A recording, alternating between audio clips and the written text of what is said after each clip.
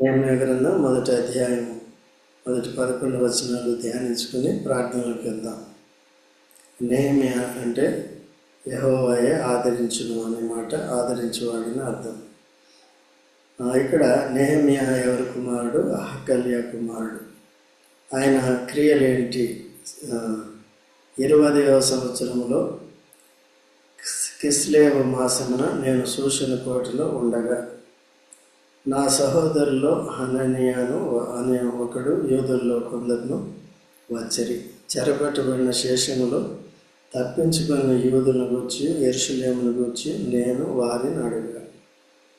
ఇక్కడ యూదులందరూ కూడా, ఇశ్రాయేల్ అందరూ కూడా చెరపట్టబడిన దినాల్లో తాను కూడా, నెహెమ్యా కూడా చెరపట్టబడిన వాడే, తాను కూడా బానిసగా ఉండగా అయితే రాజు దగ్గర గిన్నె అందించేవాడిగా అక్కడ ఆయనకు ఉద్యోగం దొరికింది, బానిసత్వంలో కూడా.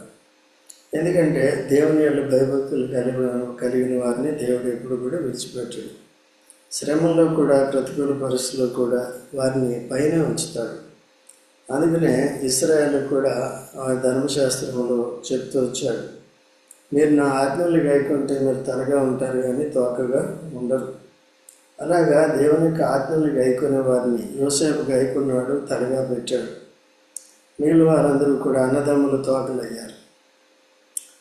కనుక అలాగే నెహెమ్యా కూడా ఈయన తలగానే ఉన్నాడు. అయితే ఈయన చర్యలు, ఆయన క్రియలు అక్కడుండి కూడా ఆత్మ సంబంధమైన క్రియలు ఎలాగున్నాయంటే, కొంతమంది సహోదరులు ఆయన దగ్గరికి వచ్చినప్పుడు, తప్పించుకుని వచ్చినప్పుడు యెరూషలేమును గూర్చి నేను వారిని అడిగాను.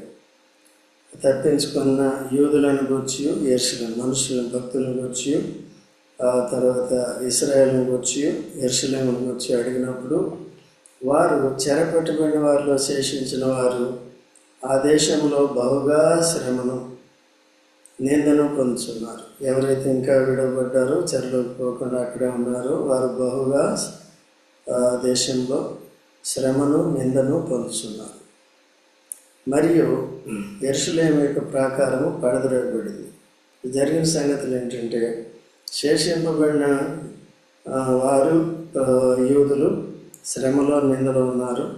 రెండవది, యెరూషలేము యొక్క ప్రాకారం పడద్రోయబడింది, దాని గుమ్మములను అగ్ని చేత కాల్చివేయబడ్డాయి అని వారు చెప్పారు. విన్న తర్వాత నేనేమనలేదు, మీరు చేసిన పాపాలకి మంచిదైందిలే అని వారిని విడిచిపెట్టలేదు.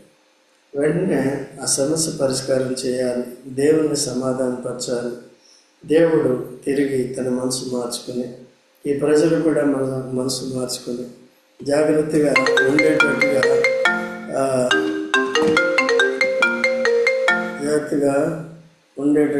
చూడాలి.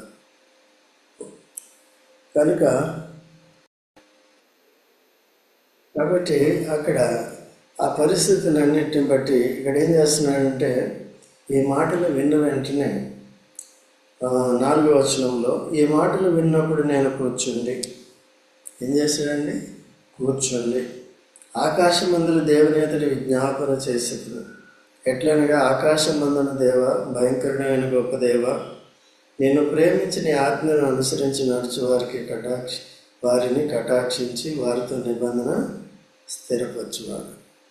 ఈ దేవుడు ఎటువంటి వాడు అనే విషయాల్ని, తన వాగ్దాన నిబంధనల్ని లేకపోతే ఆజ్ఞల్ని మీరినప్పుడు దేవుడికి వచ్చే, మనుషులకు వచ్చే లేక ఇశ్రాయేలుకి వచ్చే శిక్ష ఏంటో ధర్మశాస్త్రంలో పెట్టాడు. అయితే ఇప్పుడు మీరారు, దేవుని ఉగ్రత వచ్చింది, వారు బానిసలుగా కొనుక్కోబడుతున్నారు. మిగిలిన వారు అక్కడ ఉన్న వారంతా కూడా శ్రమ, నింద కలిగి ఉంటున్నారు. తర్వాత యెరూషలేము ప్రాకారం కూలగొట్టబడింది. తర్వాత గుమ్మాలు కాల్చబడ్డాయి. ఇటువంటి దుస్థితిలో దేవునికి ప్రార్థన చేస్తున్నారు. తన సొంత ఆలోచనలు ఏమీ కూడా నెరవేర్చలేదు, ఏ సలహా కూడా వారికి చెప్పలేదు వచ్చిన వారు. సో ఈ విధంగా నేరుగా దేవుని దగ్గరికి వెళ్ళిపోయాడు, దుఃఖంతో వెళ్ళిపోయాడు. నీవు చెవియొగ్గి నీ నేత్రములు తెరచి నీ సన్నిధిని దివారాత్రము నీ దాసులైన ఇశ్రాయేలు పక్షముగా నేను చేయ ప్రార్థనను అంగీకరించు. చూసారండి, ఈయన ప్రార్థనా భారం ఎలాగుందంటే, నేను నీ సన్నిధిని దివారాత్రము నీ దాసులైన ఇశ్రాయేలు పక్షంగా నేను చేయ ప్రార్థన అంగీకరించు. నీకు విరోధంగా పాపం చేసిన ఇశ్రాయేలు కుమారుల దోషమును నేను ఒప్పుకొనుచున్నాను. నేను నా తండ్రి ఇంటి వారును పాపము చేసి ఉన్నాను. చూసారండి, ముందు సరి చేసుకోవాలి, దేవుని క్షమాపణ కోరుకోవాలి. ఎందుకంటే దేవుని ఆజ్ఞలను అతిక్రమించి దేవునికి విరోధంగా మనం పాపం చేసినప్పుడు, దేవుడు మనకు సాయం చేయకుండా తప్పుకున్నప్పుడు, మనకు శ్రమ, నింద, అవమానము ఉన్నదంతా కూడా శత్రువు వశం అయిపోతున్నప్పుడు, దాన్ని తగ్గించుకొని ఆ పాపాన్ని ఒప్పుకొని దేవుడు తిరిగి మనల్ని క్షమించి మనకి సహాయం చేసి మన పూర్వస్థితి మనకి ఇచ్చేటట్టుగా ఉండాలంటే నెహెమ్యాకు ఈ పద్ధతి తెలుసు. కాబట్టి అలాగా ప్రార్థన చేస్తూ వచ్చాడు, పాపాన్ని ఒప్పుకుంటూ వచ్చాడు. మేము మంచివారమే కానీ మాకు ఇలా శత్రువు చేశాడని శత్రువు మీద పెట్టలేదు. కాబట్టి దేవుడికి ప్రార్థన చేశాడు. నేదుట బహు అసహ్యముగా ప్రవర్తించింది. చూసారండి ఈ మాటలు, ఇలాంటి మాటలు ఒక్కొక్క మాట చాలు మనకి, పెద్ద విస్తారంగా ఒక పెద్ద లిస్టు రాయనవసరం లేదు. తర్వాత నీ సేవకుడైన మోషే చేత నీవు నిర్ణయించిన ఆజ్ఞలైనను కట్టడలైనను విధులైనను మేము గైకొనకపోతున్నాం. అది ఇదంతా ఎందుకు జరిగింది?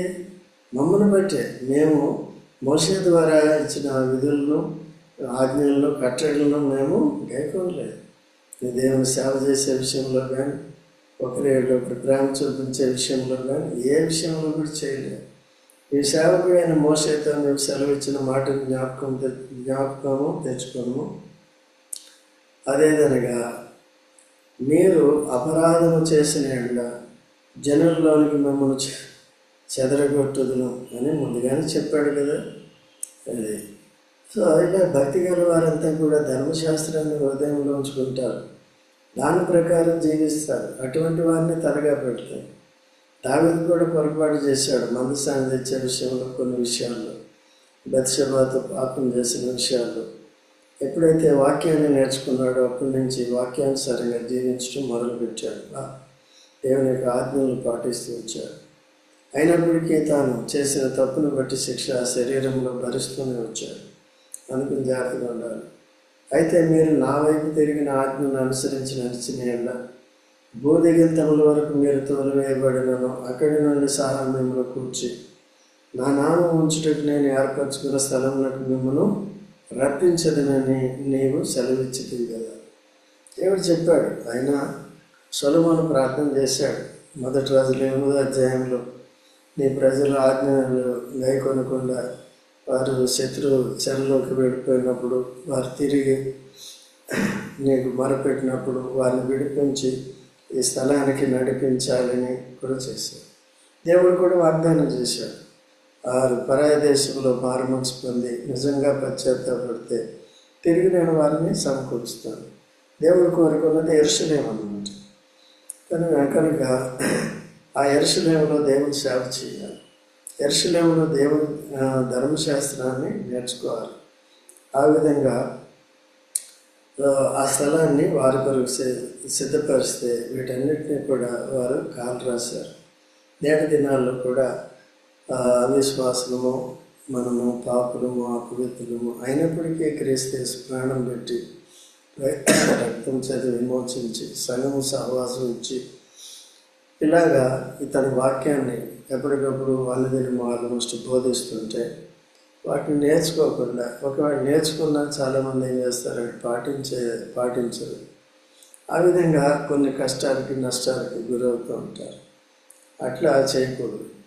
కేవలం వ్యక్తిగత మేలు చూడకూడదు, కానీ సంఘంగా మనం దేవుని సేవ ఎలా చేయాలి, ఎలా ఆరాధించాలి, ఎలా ప్రార్థన చేయాలి, వాక్యాన్ని ఎలా నేర్చుకోవాలి, సువార్త ఎట్లా ప్రకటించాలి, ఈ భూమి మీద మనం చేయవలసిన క్రియలు ఏంటి అనేవి చూడాలి. నెహెమ్యా వలె మొత్తం ఇశ్రాయేల్ అందరి పట్ల తాను భారం కలిగి ఉంటూ వచ్చాడు. మనం కూడా సంఘంలో, సార్వత్రిక సంఘంలో ఉన్న వారందరి కొరకు, లోకంలో నశించిపోతున్న ప్రతి ఆత్మ కొరకు అటువంటి భారం కలిగి ప్రార్థన చేయాలి. ఈయన దివారాత్రులు ప్రార్థన చేస్తున్నాడండి. మనం అడిగితే మనం ఏం చెప్తాం? ఆయన దానియేలు చెరలో ఉండి కూడా తాను ఏం చేశాడంటే రోజుకి ముమ్మారు ఏ దేవుడికి ప్రార్థన చేయకూడదని తీవ్రమైన రాజ్యాజ్ఞ ఉన్నప్పటికీ కూడా తాను యథావిధిగా చేసుకుంటూ వచ్చాడు. కాబట్టి ఇప్పుడు మనకి ఏ ఆజ్ఞ అక్కర్లేదు, ఏం అక్కర్లేదు. అది ఎప్పటికప్పుడు వాక్యం కానీ, సహవాసం కానీ, ప్రార్థన కానీ ఇవన్నీ కూడా నన్ను వదులుకోవడానికి చాలా ఇష్టపడుతూ ఉంటారు. మీరు కాదు, చాలామంది. అలాగా మనం చేయకూడదు. అటువంటి వారి కొరకు కూడా మనం ప్రార్థన చేయాలి. ఎప్పుడు కూడా నెహెమ్యా అంటే భక్తి, భారము, ప్రార్థన ఇవన్నీ కలిగి ఉండాలి. దేవుడు ధర్మశాస్త్రంలో ఎవరిని క్షమిస్తాను, ఎవరిని క్షమించడు, తప్పు చేయటం సహజమైనప్పటికీ తిరిగి దేవుడు దాంతో వదిలేయడం అన్నమాట. సో అందుకనే ఈవెన్ భక్తిహీనులు ఇంకా క్రీస్తుని నిరాకరించే వారి కొరకు కూడా ఇంకా ఆలస్యం చేస్తున్నాడు. దీర్ఘశాంతాన్ని చూపిస్తున్నాడు. మారు మనసు పొందండి, నా దాసులను మీరు చంపకండి అని నేను మీ కొరకు చనిపోయానంటే వారు ఇంకా గ్రహించట్లేదు. అదే రీతిగా ఉన్నారు. దేవుడు ప్రేమ కలిగిన వాడు, దీర్ఘశాంతం కలిగిన వాడు, జాగ్రత్తగా ఉండాలి. సో లేఖనాలు ఎరిగినప్పటికీ కూడా చాలామంది పాటించారు. కొంతమంది నేర్చుకోవడానికి ఇష్టపడరు కనుక వారికి తెలియదు ఏం చేయాలని చెప్పి. కానీ క్రైస్తవులుగా చలామణి అయిపోతూ ఉంటారు. అట్లా లేకుండా జాగ్రత్తగా మనము ఈ భక్తి నేర్చుకోవాలి. ఇశ్రాయేలు వల్లే ఉండకూడదు. దేవుడు మనకిచ్చిన స్థానాన్ని, దేవుడు కోరుకున్న స్థలాన్ని మనం దానికి దూరంగా ఉండకూడదు. తర్వాత దేవుని వాక్యంలో ఎలా మనం ప్రార్థన చేయాలి, దేని కొరకు చేయాలి, పరిస్థితులు, అప్పుడున్న పరిస్థితులు ఏంటి, అనుదినం ఉండే పరిస్థితులు ఏంటి, ఉన్న పరిచర్య ఏంటి, ఇదంతా కూడా దేవుని మీద ఆధారపడి దైవ చిత్తానుసారంగా దేవుని సహాయంతో మనం సేవించాలి. చెదిరిపోయేవారిగా ఉండకూడదు. మందిరానికి దూరంగా, సహవాసానికి దూరంగా ఉండేవారుగా ఉండకూడదు. అలాగా మనం జాగ్రత్తగా ఉండాలి. అయితే వారిని తిరిగి కూరుస్తానన్నావు కదా, ఆ మాటకి జ్ఞాపకం చేసుకొని దేవుడు వాగ్దాన నిబంధనలు నెరవేర్చే దేవుడని ముందుగానే చెప్పాడు. దేవుడిని అట్లా లాక్ చేశాడు. తాను ఇచ్చిన వాగ్దానానికి లాక్ చేసి తర్వాత ఇశ్రాయేలు చేసిన తప్పులు, పాపాలు తన మీద వేసుకొని తాను కూడా ఒప్పుకొని ఆ రీతిగా దేవుని క్షమాపణ కొరకు సిద్ధపడ్డాడు. 10వ వచనంలో, చిత్తగించుము, నీవు నీ మహాప్రభావమును చూపి నీ బాహుబలము చేత విడిపించిన నీ దాసులకు నీ జనులు వీరే. యెహోవా చెవియకు నీ దాసుడైన నా మొరను నీ నామమును భయభక్తులతో కనపరచుటయందు ఆనందించి నీ దాసుల మొరను ఆలకించి ఈ దినమందు నీ దాసుని ఆలోచన సఫలపరిచి ఈ మనుషుడు నా యందు దయ చూపినట్లు అనుగ్రహించమని నిన్ను బతిమాలుకొనుచున్నానని ప్రార్థించి నేను రాజునకు గిన్నె అందించేవాడినై ఉంటిని. కాబట్టి కొంతమంది దేవుని సహదాసులు వంటి వారు వీరంతా చేసే భయభక్తులతో దేవుని నామాన్ని గణపరుస్తూ ప్రార్థిస్తూ మొరపెడుతున్నప్పుడు ఈ నా ఆలోచన శాఖ నుంచి ఆలోచన కలిగి ఉన్నాడు. ఏంటంటే నేను కూడా ఈ రాజు దగ్గర నుంచి విడుదల పొంది శ్రమలో మీదలో ఉన్న కాలిపోయిన గోడలు, గుమ్మాలు, కూలిపోయిన గోడల్ని చూడాలి, తిరిగి వాటిని పునరుద్ధరించాలి అనే ఆలోచన తను కలిగి ఉండాలంటే మందకాల్లో ఉన్నాడు. రాజుకి గిన్నె అందించేవాడికి ఉన్నాడు. చెరలో ఉన్న వారిని సామాన్యంగా ఈ గిన్నె అందించి భోజనాలు దగ్గర పెట్టుకోరు. ఎందుకంటే ఈయన రాజు సైతము, ఈయన పరాయుడైనప్పటికీ యూదుడైనప్పటికీ కూడా నెహెమ్యా తను ఎంతో నమ్మకస్తుడు. ఎవరికి కూడా ఎటువంటి హాని, ద్రోహం కానీ చేయడు. సో అటువంటి నిజాయితీని దాన్ని గమనించి తనని గిన్నె అందించేవాడిగా పెట్టుకున్నాడు. కాబట్టి ఏదైనా చేయొచ్చు, విషయం కలిపేయచ్చు, లేకపోతే కొంతమంది అపవిత్రమైన కార్యాలు చేస్తారు. ఈ దినాలు కూడా వార్తల్లో వస్తూ ఉంటాయి. ఈ వార్తాపత్రికల్లో ఇక్కడ అది ఉమ్మేసి టీ ఇస్తారంట. లేకపోతే ఏదో వాటిలో వేసి ఏదోటి పనికిరాని కలిపేసి ఇస్తారంట కోపం ఉంటుంది. అలాంటి పనులు కూడా చేయడం అంత నమ్మకం ఉంది. ఇటువంటి వాళ్ళు ఇప్పుడు పంపారు విడుదలంటే దేవుడే సాయం చేయాలి. రాజుల హృదయంలో దేవుని చేతిలో నీటి కాలువలు వలె ఉన్నాయి కాబట్టి తనకి ఇష్టానుసారంగా ఆ హృదయాన్ని మార్చుకోగలడు దేవుడు. అందుకనే ఈ సంగతులు, ఇటువంటి పరిజ్ఞానము, ఇటువంటి ఆత్మీయత, ఆత్మగ్రహింపు, వివేచన నేమే కలిగి ఉన్నాడు. కానీ నీచమైన ఉద్యోగం కూడా చేయటానికి ఇష్టంగా ఉన్నాడు భౌతికంగా. ఆత్మీయంగా మాత్రం దేవుని క్రియలు గొప్పవి చేయటానికి మాత్రం తాను రెడీగా ఉన్నాడు అన్నమాట. కనుక ఇటువంటి మనస్థితి మనం కొద్దిగా ఆలోచించాలి. దీంట్లో ఎంతవరకు మనకు ఉందనేది చూసుకుని, ఎంతవరకు భారం కలిగి ఉంటున్నాం, ఎంతవరకు చేస్తున్నాం. కానీ అలసిపోతున్నాం. కొన్నిసార్లు 1 రోజు, 2 సార్లు, 3 రోజులు ఉంటే మళ్ళీ అలసిపోతూ ఉంటాం. అలా లేకుండా జాగ్రత్తగా కలిగి ఉండాలి. తర్వాత ఈ మనిషి అన్నాడు, తన దగ్గరేమో రాజు, అయితే ఇప్పుడు దేవుడి దగ్గరికి వచ్చేటప్పటికి ఈ మనిషి అన్నాడు. అయితే దేవుడి దగ్గర రాజు గీజు అవన్నీ లేవు, దేవుడే మహారాజు. కాబట్టి దేవుడు ఎలాగైనా వారిని మార్చుకోవచ్చు. ఇవన్నీ హింసించాలన్నా దేవుడు వారిని వదిలేయచ్చు, లేదన్నా కూడా వారిని మార్చవచ్చు. ఇలాగా దేవుడు సమస్త సార్వభౌమాధికారం కలిగి ఉన్నాడు.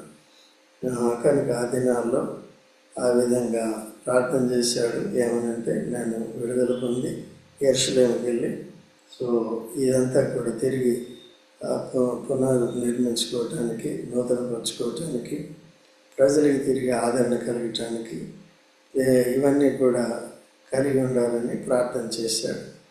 వాటి తర్వాత ఏం జరిగిందనే విషయాలు మనం 2వ అధ్యాయం నుండి వచ్చే వారంలో ప్రభు చిత్తమైతే చూసుకుందాం. ప్రార్థనలోకి వెళ్దాం. అప్పుడు